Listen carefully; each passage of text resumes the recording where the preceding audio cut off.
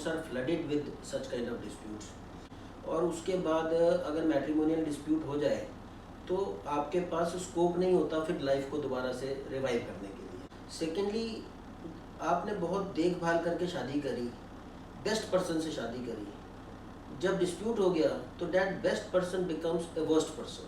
तो आपको लगता है कि हस्बैंड एंड वाइफ में एज गैप कुछ होना चाहिए एसेंशियल?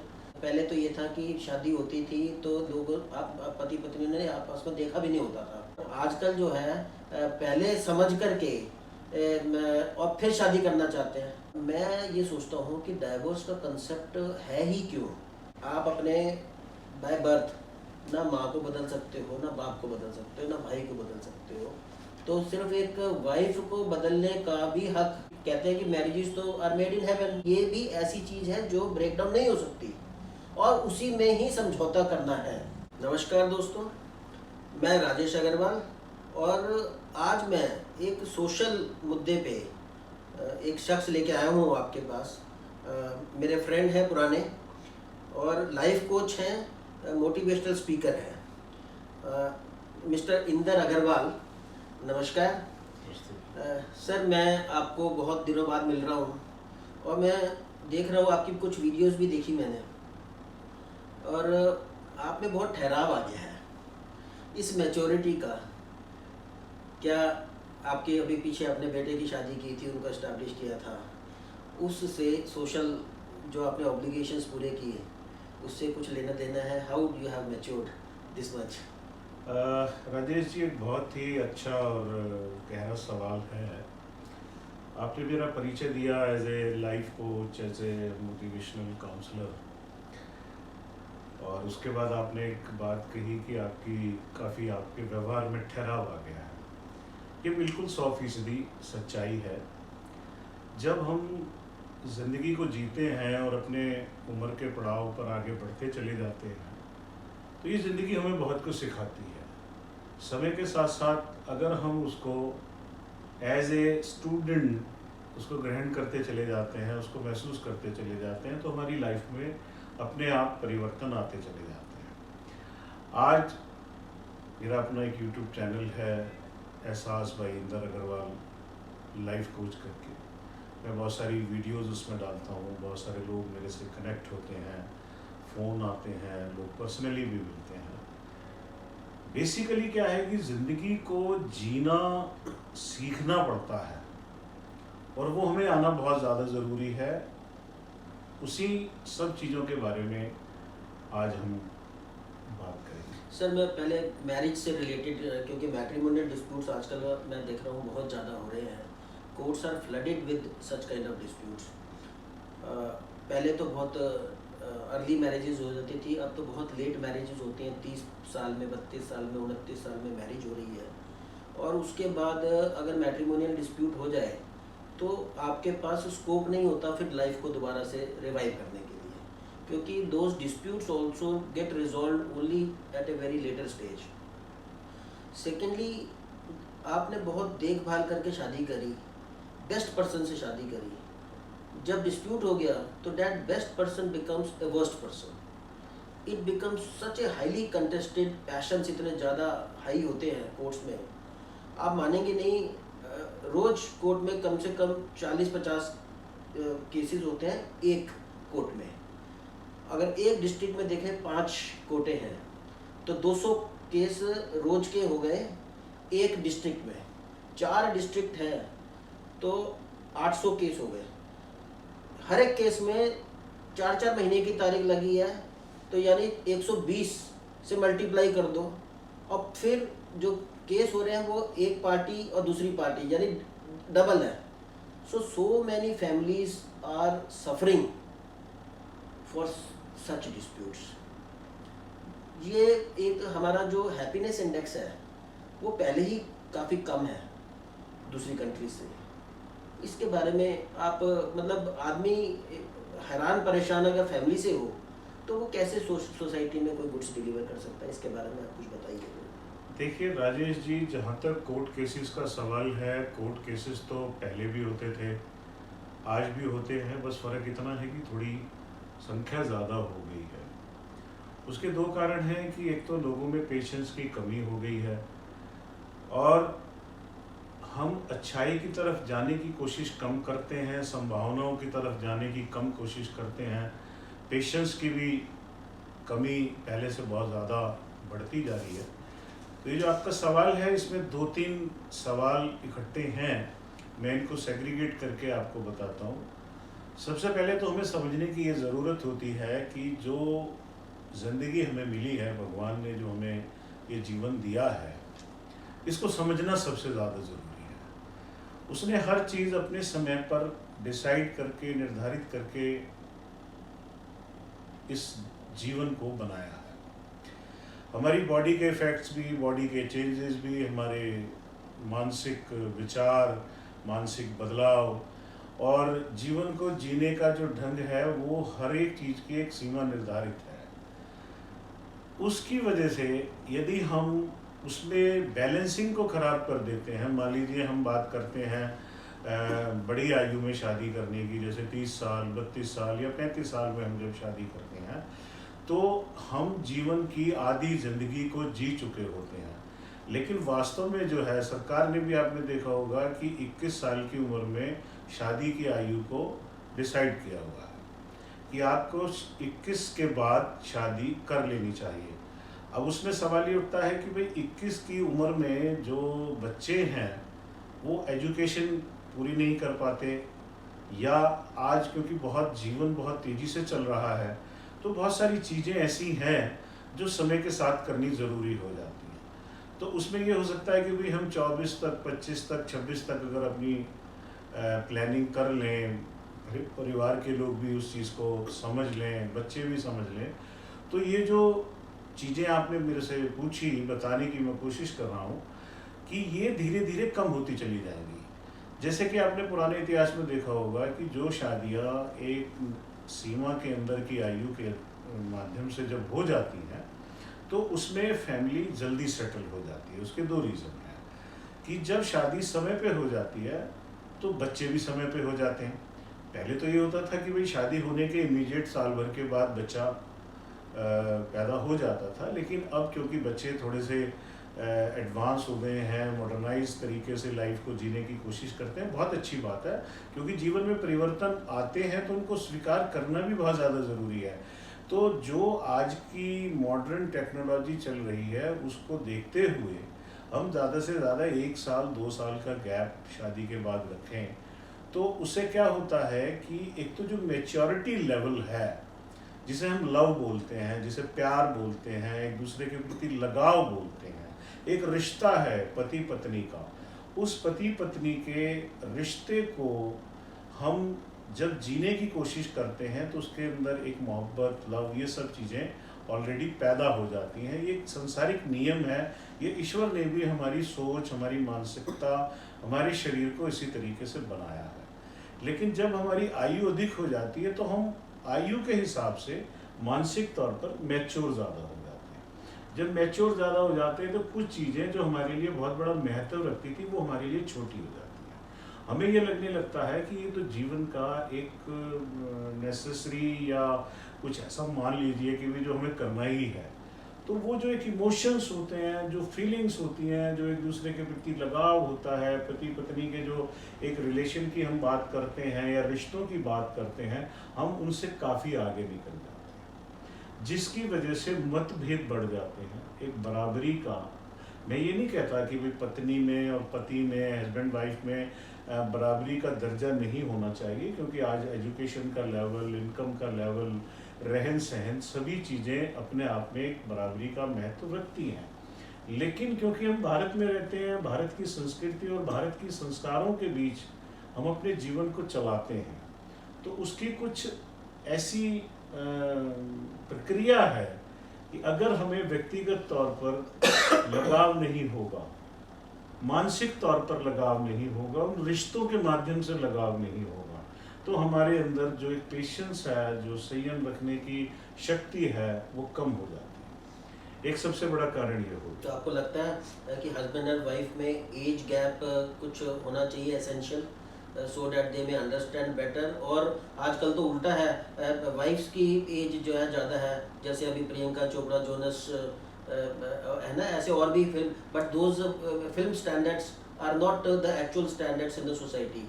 आप उसके बारे में कुछ फीलिंग अपने? देखिए, जहाँ तक एक समाज की बात है, एक रूटीन की जो लाइफ होती है वो एक अलग जीवन होता है। जो ये फिल्म स्टार या बड़े बड़े सेलिब्रिटीज़ होते हैं, इनका एक लाइफस्टाइल अलग होता है। हम उनकी तुलना अपने जीवन से करके चलना हमारे लिए थोड़ा सा मुश्किल हो जाता है। उसका कारण ये है कि उन लोगों के पास जीवन जो है वो एक अलग तरह के दृष्टिकोण से जीने का नज़रिया होता है। लेकिन एक साधारण व्यक्ति जो जीवन में पूरी लाइफ लेके चलता है, पूरे परिवार को साथ लेके चलता है, जो परिवार पीछे है उसको भी लेके चलता है, जो परिवार नया जुड़ रहा है उसको भी लेके चलता है, और उसके साथ साथ में जो स्वयं वो ज़िंदगी जीने जा रहा है, जो परिवार उसके द्वारा आगे बढ़ने वाला है, उसकी भी जिम्मेदारी उसके ऊपर। तो हम किसी चीज़ की तुलना तो नहीं कर सकते, लेकिन कहने का मेन तात्पर्य ये है कि एक बैलेंसिंग जो है वो लाइफ में बहुत ज़्यादा ज़रूरी है। अब जहाँ तक आपने बताया कि जी उम्र का कम होना या ज़्यादा होना, देखिए कोई बहुत सारी चीज़ें ऐसी हैं जो हमें समय के साथ साथ सोच में बदलाव लाना पड़ता है, परिवर्तन लाना पड़ता है। अगर हम आज भी बात करें नहीं जी लड़की का ही छोटा होना ज़रूरी है, तो ये आज के दौर में संभव नहीं है। देखा, बेसिकली उसका आइडिया जो पुरानी सोसाइटी में ये था कि आदमी थोड़ा गार्जियन, जो मेल मेंबर था वो गार्जियन की तरह बिहेव करे, तो उसका एज थोड़ा 5-7 साल रखते थे शायद ज़्यादा, और फिर देन लड़कियां जो है जल्दी मैच्योर हो जाती थी, तो over a period of time मतलब वो एकदम से ऐसा डिफरेंस ना लगे।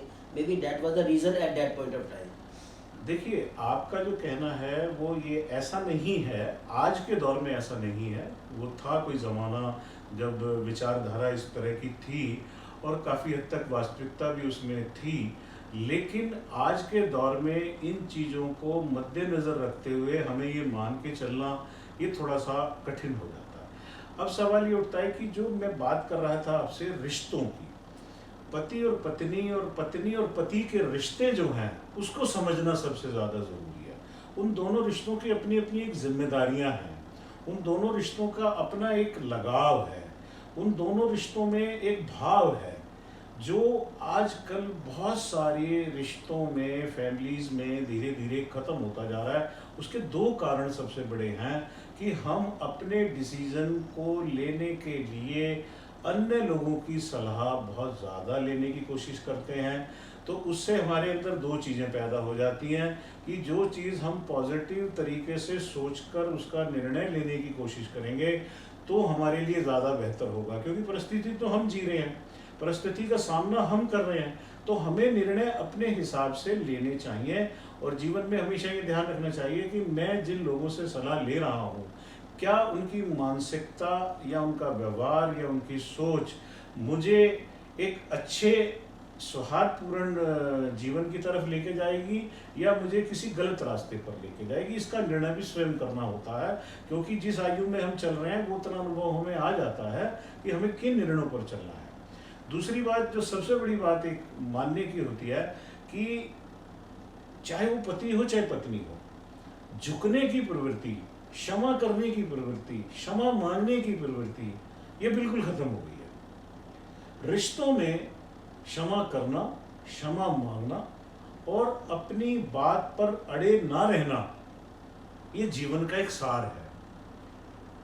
हम बिजनेस नहीं कर रहे हैं, हम व्यापार नहीं कर रहे हैं, हम जीवन को जी रहे हैं। एक दूसरे के प्रति हमने एक दूसरे को समर्पित किया है, एक दूसरे को जीवन दिया है, तो उस जीवन को जीने के लिए हमें एक लगाव की ज़रूरत है, एक प्यार की ज़रूरत है। तो मेरा कहने का मतलब ये है, मैं मैसेज यही देना चाहता हूँ कि जो चीज़ जिस समय सुरक्षित तरीके से जीवन में नियम अनुसार बनाई गई है उन पे हम चलें, बैलेंसिंग होगी, बहुत अच्छा जीवन चलेगा। और उसके साथ साथ जो सबसे बड़ी बात है, देखिए एक ज़माना था लव मैरिज का, बहुत कम ज़माना था। आजकल एक ये समाज में हो गया है और इसमें कोई बुराई भी नहीं है, और माँ बाप भी बहुत अच्छे से आसानी से इसको स्वीकार करते हैं, बच्चे भी स्वीकार करते हैं। लव मैरिज के बारे में आपने जिक्र किया, मैं आपको कल का ही इंसिडेंट बताऊं। while I was sitting in Supreme Court waiting for the turn of my matter, तो I was sitting just near to a senior advocate, LED senior advocate, who is quite known in Supreme Court. तो मैंने उनसे पूछा कि आजकल पहले तो ये था कि शादी होती थी तो लोग पति पत्नी ने आपस में देखा भी नहीं होता था और उसके बाद वो एक दूसरे को समझते थे, और आजकल जो है पहले समझ करके और फिर शादी करना चाहते हैं। तो which of the two situations are according to you is the best should be adopted? तो वो ये कह रही थी कि तुमसे पूछ ही कौन रहा है, आपस में ये जो कुछ कर रहे हैं, nobody wants to hear you. तो मैंने कहा ये बात तो ठीक है, हमसे कुछ नहीं पूछ रहा, पर हमारी कोई जिम्मेदारी या हम उन्हें कोई गाइडेंस देना चाहें तो इसमें, क्योंकि आप इस मैटर से डील करते हैं, ऐसे लोग भी आपके पास बहुत आते हैं, इसके बारे में आप क्या पहले इन दो बच्चों को आपस में मिलना जुलना और फिर उसके बाद वो ब्रेकअप करें, आगे बढ़े ना बढ़े, या पहली वाली सिचुएशन कि जैसी मिल गई उसे निभाना है? देखिए राजेश जी, जो आज का दौर है उसमें उन पुरानी बातों का उतना वजूद नहीं रह गया। उसके कारण है कि पहले परिवारों में बच्चे अधिक होते थे, 7 बच्चे, 6 बच्चे, 8 बच्चे होते थे और एक अलग तरह का पारिवारिक माहौल होता था।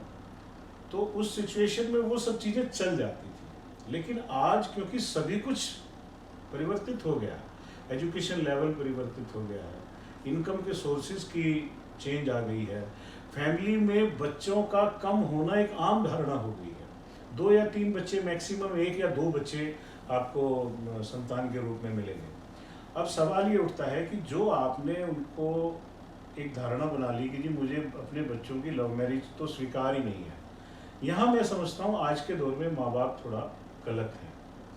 अब सवाल ये उठता है कि भाई बच्चे को भी अपनी चॉइस करने का अवसर मिलना चाहिए, लेकिन उस अवसर को लेने के लिए उसके अंदर 2 चीजें होनी चाहिए।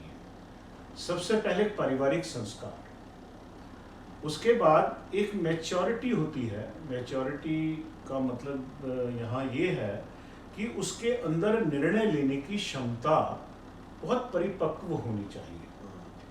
उसका कारण ये है कि आपने देखा होगा लव मैरिज में बहुत से बच्चे जो हैं बहुत जल्दबाजी कर देते हैं। कोई फिजिकल अट्रैक्शन की वजह से लव हो जाता है, कोई आदतों की वजह से लव हो जाता है, किसी को पैसे की वजह से लव हो जाता है, किसी को ये लगने लगता है कि भाई ये तो जैसा मैं सोच करके रखता हूँ या रखती हूँ उसमें शायद ये मेरे हिसाब से मुझे सूटेबल होगा। ये एक दिन का खेल नहीं है। आकर्षण जो है वो बहुत सूक्ष्म समय के लिए होता है। आकर्षण को लव मान लेना, प्यार मान लेना या अपना लाइफ पार्टनर बनाने का निर्णय ले लेना, ये एक बहुत बड़ा धोखा है। बहुत बच्चे इसमें बाद में पछताते भी हैं। सबसे पहली बात ये देखी जाती है कि मैं जिस परिवार से हूँ, मैं जिस संस्कार से हूँ, मैं जिस माहौल में रहता हूँ, तो जो मेरा जिसको मैं पसंद करता या करती हूँ वो उस पूरी चीज के अंदर अपने आप को सुरक्षित महसूस करेगा। डिस्प्यूट कब खड़ा होता है? जब माँ बाप बच्चे की सोच के अंदर बहुत ज़्यादा डिस्टेंस आ जाता है। जब डिस्टेंस आ जाता है तो उनको ये लगने लगता है कि समझाने वाली जो परिस्थिति है वो भी खत्म हो जाती है। तो लव मैरिज बुरी नहीं है।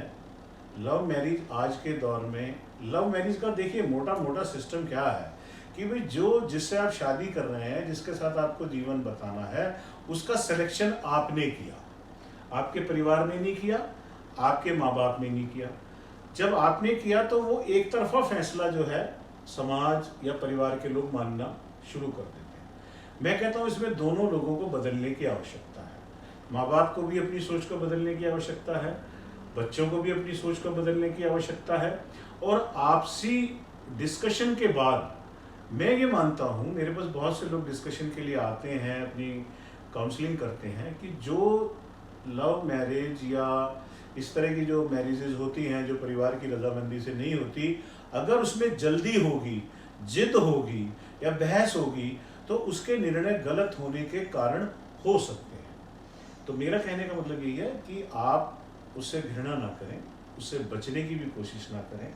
बच्चा है, उसको भगवान ने बुद्धि दी है, अपनी सोचने की शक्ति दी है, लेकिन आप उसके दोस्त बनकर, उसके मित्र बनके केवल उसके प्रति एक विपक्ष का जो रिश्ता है वो कायम ना करें। आप समझाने की बात करें, समझने की बात करें।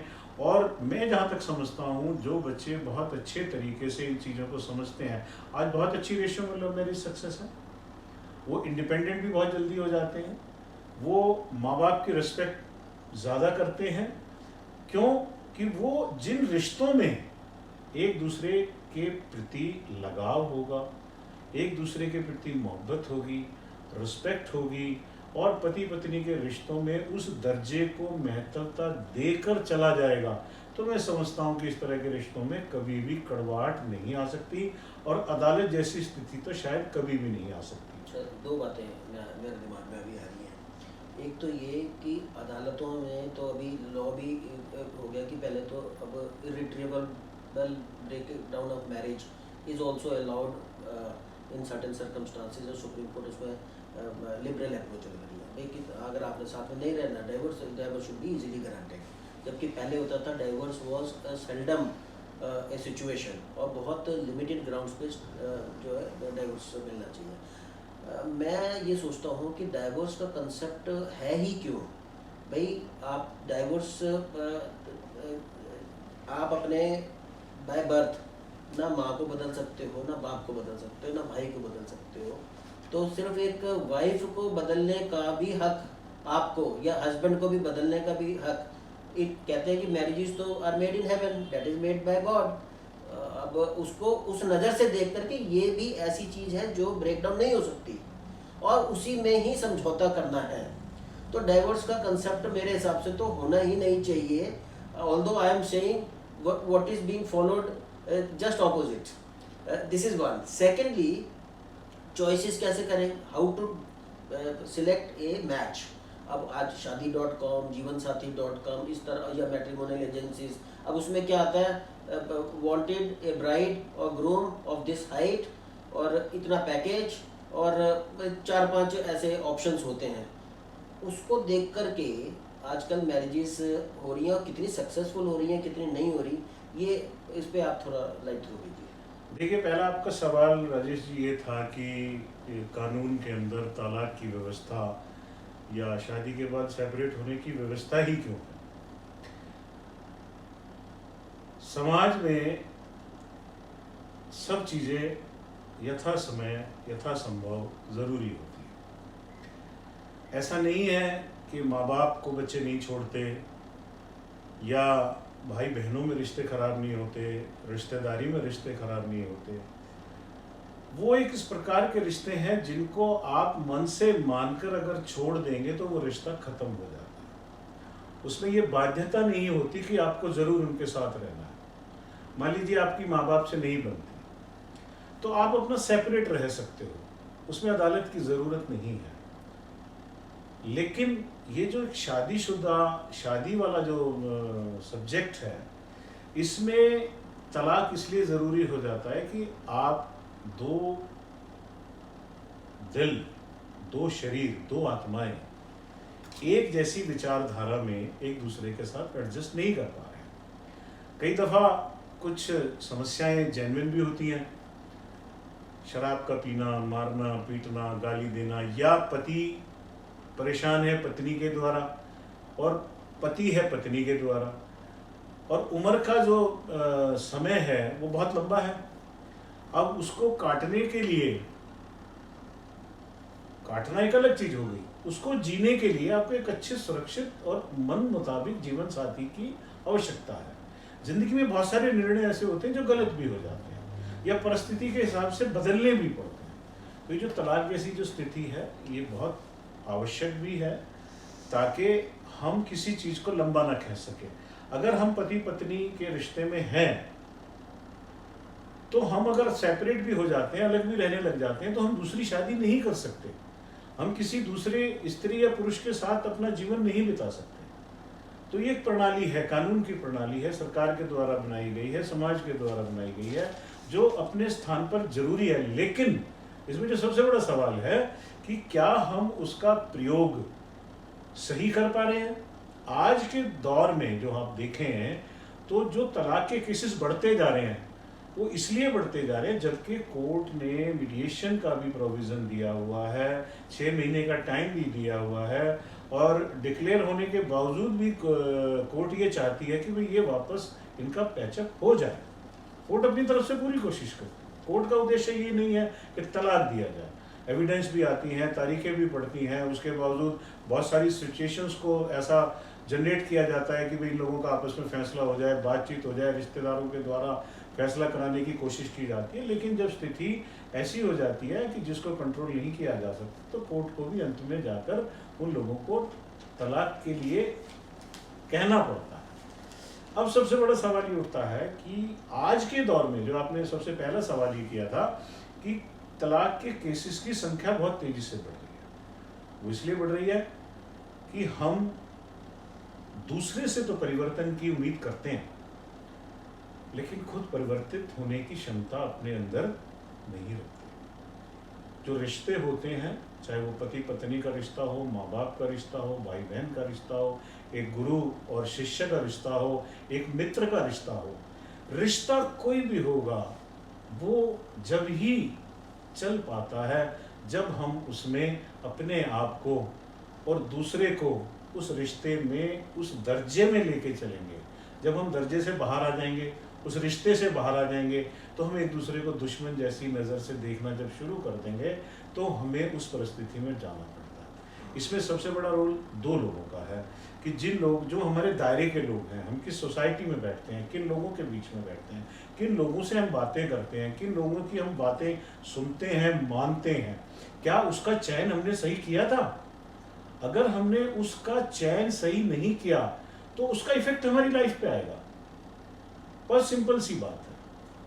तो जीवन एक दिन का खेल नहीं है कि हमने कोर्ट में एप्लीकेशन लगाई तलाक हो जाएगा। तलाक किसी चीज़ का सॉल्यूशन नहीं है। तो बड़ी अजीब अजीब बातें कारण होते हैं। हमारे पास जो केस आते हैं, एक केस तो यह है कि 10 दिन की मैरिज हुई, दोनों ने अच्छी डेस्टिनेशन वेडिंग करी, हस्बैंड की तरफ से भी, वाइफ की तरफ अच्छे सब लोगों को बुलाया और 10 दिन के अंदर जो है जी डिवोर्स कर दो। फिर दूसरा केस आया, उसमें वो कहती है, वाइफ आई कि जी हस्बैंड में कोई कमी नहीं है, ना शराब पीता है, ना बीड़ी पीता है, ना सिगरेट पीता है, ना पैकेज भी बहुत अच्छा है, 75 लाख का पैकेज है, और जी सिर्फ क्या डिफ़िकल्टी है, वो मम्मी ज़्यादा करता है, तो मैं उसके साथ नहीं रह सकती। तो मतलब वो जो अडेप्टेबिलिटी है, अडेप्टेबिलिटी के लिए पेशेंस रखना ही नहीं चाहते, और मतलब बहुत ही समस्या है माँ बाप के लिए कि ऐसे में वो क्या करें, उनको कैसे समझाएं। और माँ बाप भी इन्वॉल्व हो जाते हैं कई बारी। तो आपके पास भी ऐसे केस आते होंगे, आप बताएं आपके पास कैसे लोग आते हैं। देखिए क्या है, जैसा कि आपने बताया कि वो मम्मी करता है। अब जिस मम्मी के साथ भी तो उसका कोई रिश्ता है, वो जो लड़की है उसका मम्मी के साथ भी कोई रिश्ता है, उस लड़की की मम्मी का भी उस मम्मी के साथ कोई रिश्ता है, उसकी बेटी के पति के साथ भी उसका कोई रिश्ता है। तो जैसा कि मैंने आपको बताया, जब हम रिश्तों को वजन कम देंगे तो कड़वाहट और इस तरह की परिस्थिति का आना स्वाभाविक है। ये मानना, एक माँ का अपनी बेटी को ये समझाना कि ये मम्मी करता है, तो ये व्यक्ति ठीक नहीं है। इसका मतलब क्या है, आप डील कर रहे हैं, आप सौदा कर रहे हैं। अगर आपकी मन मुताबिक परिस्थिति से वो जीवन चल रहा है तो यू आर वेरी सेटिस्फाइड अपनी लाइफ से। मैं इसको ठीक नहीं मानता। जिन रिश्तों में ऐसा नहीं है कि पति पत्नी का रिश्ता है, जो बाकी के रिश्ते हैं, सास ससुर के रिश्ते हैं, माँ बाप के रिश्ते हैं, समधी समधन के रिश्ते हैं, भाइयों के रिश्ते हैं, उन रिश्तों को भी समझना पड़ता है। और बच्चों, आज के दौर में सबसे बड़ा कारण क्या है कि बच्चों को स्टैब्लिश करने की बजाय बच्चों को उजाड़ने का प्रयास ज़्यादा हो रहा है। जिसकी वजह से भाई देखिए, आप जिसको जो चीज़ गाइड करेंगे वो वैसे ही चलेगा ना। आप गाड़ी चलाते हैं, आप लेफ्ट मोड़ेंगे लेफ्ट मुड़ जाएगी, राइट मोड़ेंगे राइट मुड़ जाएगी। जो बच्चा 25-30 साल का, उसने ज़िंदगी में भी देखा ही क्या है। आप अपनी ज़िंदगी के तजर्बे का गलत इस्तेमाल कर रहे हैं। आप 50 के हो गए, 60 के हो गए, 70 के होने को आ गए, और आप अपनी ज़िंदगी का अनुभव उस 30 साल के बच्चों पे अपनी ईगो को शांत करने में लगे हुए हैं। आप अपने अहम को टकरा रहे हैं। आप ये नहीं देख रहे कि इन 2 बच्चों का जीवन कहाँ जाएगा, इनका आने वाला भविष्य क्या होगा। तो मैं इसमें बच्चों का दोष कम मानता हूँ। जो उसके सलाहकार और जो उसके खास लोग हैं, जो उसके 24 घंटे दायरे में रहते हैं, मैं उनका दोष सबसे बड़ा मानता हूँ। मैं आपको एक उदाहरण देता हूँ। मेरे पास एक केस आया, दोनों की लव मैरिज थी, दोनों बच्चे बहुत सुंदर और आपस में एक दूसरे से बहुत प्यार करते। लड़का तो बहुत ही ज़्यादा इमोशनल, वो लड़की वालों के परिवार की वजह से परिवार में थोड़ा बहुत खटास पैदा हो गया। तो लड़के के माँ बाप ने उनको अलग कर दिया कि आप अपने मन मुताबिक रहिए और आप अपना जीवन चलाइए, कोई अपराध नहीं है, ठीक है। अब उसके परिवार को, बेटी के परिवार को अभी भी चैन नहीं आया, क्योंकि उनको कलेश में रहने की आदत, कलेश को, झगड़े को 24 घंटे बातों में बात करने की आदत। अब विषय नहीं होगा तो आप क्या बात करेंगे। तो उन्होंने लड़की के दिमाग में एक बात ये घुसा दी, डाल दी कि मुझे किसी ज्योतिषी ने ये बताया है कि आपकी बेटी का तलाक 5 साल के बाद हो जाएगा। क्या एक माँ का अपनी बेटी को ये कहना उचित है? क्या वो ज्योतिषी जो है, जो एस्ट्रोलॉजर, जो जिससे उन्होंने सलाह ली, वो उनके भविष्य को इतनी विश्वास के साथ बता पा रहा है? ये हमारी कॉमन सेंस की बात है। हम अपने बच्चों को क्या दे रहे हैं, हम अपने बच्चों को क्या बता रहे हैं। मतलब ये तो तय हो गया कि 5 साल तक आपको सेटिस्फाइड नहीं रहना, 5 साल के बाद आपका तलाक हो जाएगा। अरे अगर तुमने तलाक ही कराना है तो 5 साल का भी इंतजार क्यों करते हो? 5 साल उन 2 बच्चों की जिंदगी के अंदर जो आपने अंधकार भर दिया, उसका जिम्मेदार कौन है? और जो व्यक्ति, पति पत्नी 5 साल उस मानसिकता और धारणा के साथ जिएंगे, क्या वो आगे अपना जीवन यापन कर पाएंगे? तो मैं, राजेश जी, आज के दौर में यही निवेदन करता हूँ, बच्चों से भी नहीं करता हूँ, माँ बाप से भी करता हूँ, कि वो अपने रिश्तों को समझें, वो किस रिश्ते में हैं। हम पुराने ज़माने की बात करते हैं, जो माएँ पुराने ज़माने में अपनी बेटियों को शिक्षा देती थी, क्या आज की माएँ को अपनी बेटियों को शिक्षा देती हैं या दे पा रही हैं? क्या रसोई के बारे में या खान पान के बारे में या घर की व्यवस्था के बारे में, रिश्तेदारों की आओ भगत करने के बारे में क्या किसी प्रकार का ज्ञान दे पाती हैं? सर, ये रसोई के बारे में आपने अच्छा टाइम मेरे को याद दिला दिया। मैं सोच ही रहा था कि I wanted to touch this topic, और आपके मुंह से ही रसोई निकल गया। Distribution of work, this question is कि हस्बैंड वाइफ में घर को लेकर के क्या डिस्ट्रीब्यूशन ऑफ वर्क होना चाहिए? मैंने एक अभी किसी शादी.com में उसमें एक कॉलम में था, तो द गर्ल वाज, उसने लिखा था आई कैन कुक मैगी। ये उसने क्वालिफिकेशन बताई थी अपनी। क्या है कि आजकल हमारे खुद के बच्चे ही घर के काम में हाथ नहीं बटाते या कम बटाते हैं, तो दूसरों से क्या एक्सपेक्ट करें शादी के बाद? तो और क्या हस्बैंड, मतलब फिर तो ये हो गया कि हस्बैंड जो ग्रूम है वो भी कुछ नहीं बना सकता, और वो जो आएगी वो भी कुछ नहीं बना सकती। तो माँ बाप जो है दोनों को बना करके खिलाएंगे, और अगर उन्होंने अलग रहना हो तो वो कैसे करेंगे? जबकि फॉरेन कंट्रीज़ का वो ये एग्जांपल देते हैं कि जी वहाँ पे तो सब काम खुद ही करना पड़ता है, और यहाँ पे तुम जरा सा काम खुद नहीं कर सकते। तो ये एनोमली कैसे है? आप वैसे तो कहते हो कि भाई हमारा लिबरल हो रहा है कि towards western country, but then you are not following the good things of western country. The western countries are following Indian culture. देखिए राजेश जी, बड़ी स्पष्ट बात है। अगर हम किसी चीज़ को छोड़कर किसी चीज़ को पकड़ेंगे तो हमें नुकसान होगा। ये जो बात आपने कही है, ये आज की डेट में बहुत तेज़ी से आगे बढ़ रही है। इसमें बच्चों का दोष कम है, माँ बाप का दोष ज़्यादा है। दोष तो नहीं मैं कह सकता, क्योंकि मुझे अधिकार नहीं है कि मैं किसी चीज़ को दोष से संबोधित करूं। आप तो सर अपनी जनरेशन को ही दोष दे रहे हो, इनका कोई जिम्मेवारी नहीं है जो नेक्स्ट जनरेशन आ रही है? नहीं, देखिए नेक्स्ट जनरेशन कहाँ से आई, वो हमसे ही आई। हमने उनको क्या दिया? क्या हमने उनको वो संस्कार दिए? क्या हमने कभी बेटी को ये कहा कि तुझे दूसरा घर जाके संभालना है, वहाँ पे लीडरशिप करनी है? एक तो आपने बताया कि लीडरशिप करनी है, लेकिन लीडरशिप कैसे करनी है कि कोई भी कुछ भी नहीं करना, सिर्फ लीडरशिप करनी है। This is not the life. जब हम किसी परिवार को आगे बढ़ाने की बात करते हैं तो परिवार को चलाने की जिम्मेदारियां कैसे निभाई जाती हैं वो हमें बताना होगा, वो हमें सिखाना होगा। हमें ये कहना कि नहीं तू तो मेरा बेटा है, ये थोड़ा सा एक अटपटा सा लगता है। आप बेटे की तरह पालिए, बेटे की तरह परवरिश करिए, सारी चीज़ें जीवन में ज़रूरी हैं। मॉडर्न एजुकेशन भी ज़रूरी है, विदेशों की एजुकेशन भी ज़रूरी है। क्या ऐसा थोड़ी ना है कि इस पूरे संसार में सभी बच्चे इसी प्रकार के हैं? नहीं, मैं आपको हज़ारों की लाखों की संख्या में ऐसे परिवार दिखा सकता हूँ जिनके बच्चे विदेशों में पढ़े हैं, जिनके बच्चे बहुत अच्छी एजुकेशन में रहे, पैसे की भी कमी नहीं है, लेकिन आज वो पूरे तरीके से संस्कारिक हैं। उसका कारण है कि माँ बाप ने उनको जीवन जीना सिखाया, जीवन के दुख सुख की बातें बताई। आज के दौर में हमारे पास जो मेरी उम्र के या हमारे से बड़ी उम्र के जो लोग हैं, उनको जो माँ बाप ने दिया था, जो लोग अपने बच्चों को आगे दे पा रहे हैं, उनके बच्चों में कहीं कोई समस्या नहीं है। हमने क्या किया? वेस्टर्न कल्चर की हम बात करते हैं, मॉडर्नाइजेशन की बात करते हैं, लेकिन जो हमारा अपना कल्चर था, जो हमारे अपने संस्कार थे, संस्कृति थी, क्या हमने वो दी? चाहे पहनावे के रूप में, मॉडर्न कपड़े पहनना कोई अपराध नहीं है, लेकिन अपने संस्कृति से घृणा करना अपराध है।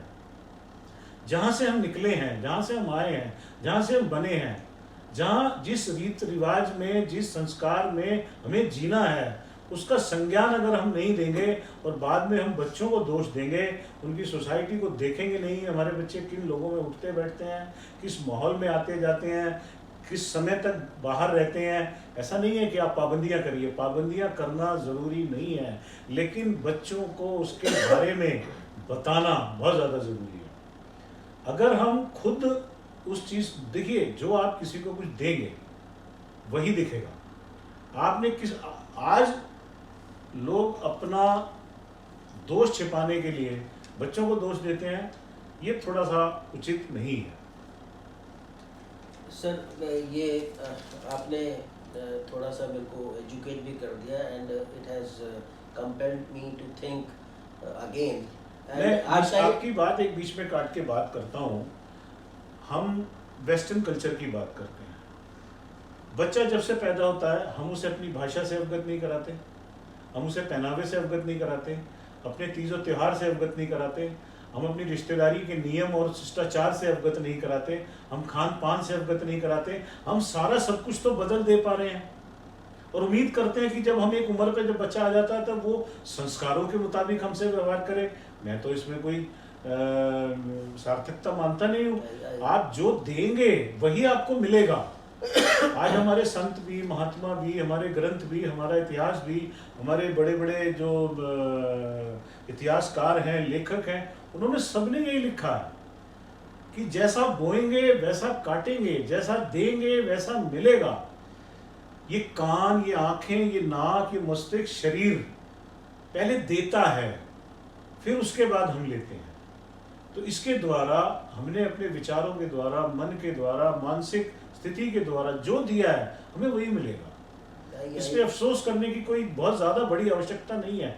I agree with you, and it's a take for today हमारे उम्र के लोगों के लिए, कि बच्चों के से जब आप डील कर रहे हैं तो say right what is right and say wrong what is wrong, and stick to your own culture. और उनको कुछ भी करने के लिए उनके उनके उनसे बाध्य मत हो जाइए कि ये नाराज़ हो जाएगा, ये बुरा मान जाएगा। तो आप उससे उनको रेदर उनको ब्रिंग बैक कीजिए टुवर्ड्स योर रूट्स, और उनको संस्कार दीजिए, कुछ अपने कंडक्ट से भी दीजिए, और कुछ ज़बरदस्ती आपको इनकलकेट करने पड़े तो ज़बरदस्ती भी इनकलकेट कीजिए। देखिए, जहाँ तक ज़बरदस्ती का सवाल है, जीवन में किसी भी ज़बरदस्ती की कोई आवश्यकता नहीं है। और अगर आपको मैं 3 चीज़ें बता देता हूँ, मैंने अपनी वीडियोस भी बना के डाली हुई हैं।